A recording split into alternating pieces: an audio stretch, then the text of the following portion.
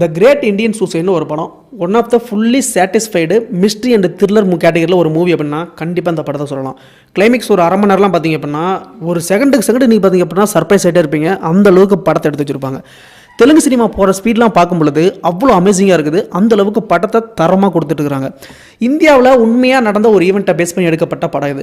இந்த படத்தோட screen பிளேவை maximum யாரும் நம்பலை. ஆனால் கோனெட்டி அப்படிங்கிற ஒரே ஒருத்தர் மட்டும் நம்பி இது எந்த அளவுக்கு ரீச் கொடுக்கும் அப்படிங்கிறத தெரிஞ்சுக்கிட்டு அவரே இந்த படத்துக்கு பார்த்தீங்க அப்படின்னா ஸ்க்ரீன் பிளே எழுதுறாரு, டைலாக்ஸ் எழுதுறாரு, டைரக்ஷன் பண்ணுறாரு. அதையும் தாண்டி அவரே பணம் போட்டு ப்ரொடியூஸும் பண்ணுறாரு.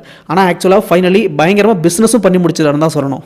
இந்த படத்தோட ஸ்டார்டிங் சீனில் ஹீரோவுக்கு ஹீரோயினுக்கு கல்யாணம் ஆகிறதுக்கு முன்னால் வரைக்கும் படம் பார்த்திங்க அப்படின்னா ஒரு ஆக்சுவல் தெலுங்கு படம் மாதிரி காமெடியாக ஃபன்னாக தான் போகும். ஆனால் அதுக்கப்புறம் ஹீரோயின் கழுத்தில் தாலி கட்டிட்டு ஒரு வீட்டுக்குள்ளே போய் புதுவார். அந்த வீட்டுக்குள்ளே போன வாட்டிலேருந்து தான் கதை பார்த்திங்க அப்படின்னா அவ்வளோ அனல் பறக்கும்.